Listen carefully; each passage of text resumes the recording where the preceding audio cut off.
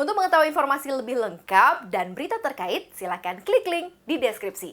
Dan jangan lupa untuk install aplikasi CNBC Indonesia yang tersedia di App Store dan Play Store. Dan jangan lupa subscribe ya. Seperti apa nih Mas Bias yang bisa menjadi screening awal deh untuk milih saham-saham supaya nggak kejebak nih?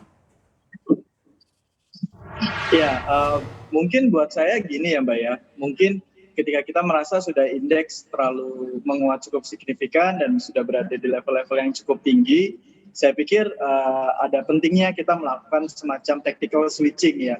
Mungkin dari beberapa sektor yang memang sudah menguat bersama dengan indeks dari sejak awal bulan, kemudian kita cari beberapa sektor yang mungkin masih laggard gitu, karena memang biasanya ketika indeksnya cukup rawan untuk profit taking atau koreksi, sektor-sektor yang masih laggard ini justru malah akan memberikan performance yang lebih baik gitu.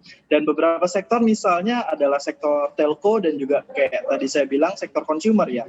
Ini dua sektor yang sebenarnya masih laggard dan secara valuasi belum kenaikannya belum setinggi apa yang terjadi dengan sektor-sektor lain ataupun indeks secara umum gitu ya Mbak ya.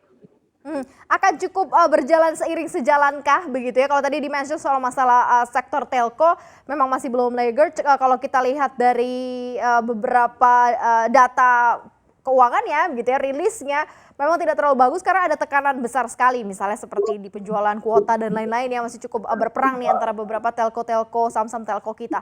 Seberapa besar sih kita bisa ikut antara manakah ini secara valuasinya masih cukup bisa murah dan secara kinerja juga baik? Mana yang harus diperhatikan nih? Lebih kepada report dari financial statement-nya ataukah memang dari sisi pergerakannya nih Mas Bias?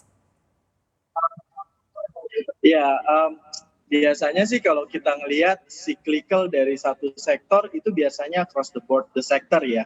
Jadi kalau misalnya sektor itu memang sudah cukup laggard dan ketika menguat biasanya bareng-bareng, tapi tetap pasti ada yang winnernya ya. Misalnya kalau untuk sektor telco ini menurut saya the best proxy sekarang adalah Excel ya, karena kita lihat ada perbaikan kinerja dari Excel di kuartal ketiga 2020 dibandingkan dengan peers-nya seperti Telkom maupun Indosat. Dan mungkin yang masih berkaitan dengan sektor telco juga bisa dilihat sektor tower ya.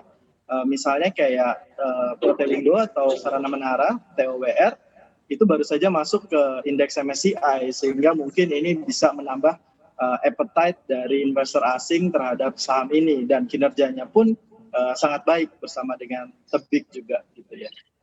Oke, iya sih ya, karena bisnis menaranya malah jauh lebih performing banget nih, malah perform well banget ya dibandingkan dengan kinerja Telkom yang ini bisa menjadi salah satu masukan juga nih ya.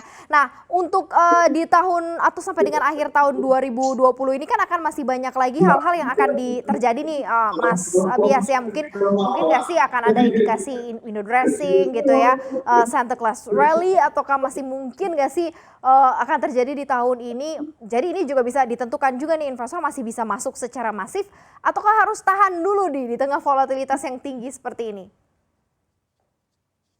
Ya, kalau kita bicara window dressing biasanya terjadi pada penutupan quarter atau penutupan tahun ya, dan saya pikir sangat mungkin terjadi window dressing karena memang performance return di tahun ini cukup buruk, dan kalau memang sentimen yang memungkinkan, bukannya nggak mungkin kita akan melihat suatu pergerakan window dressing yang cukup signifikan dibandingkan tahun-tahun sebelumnya.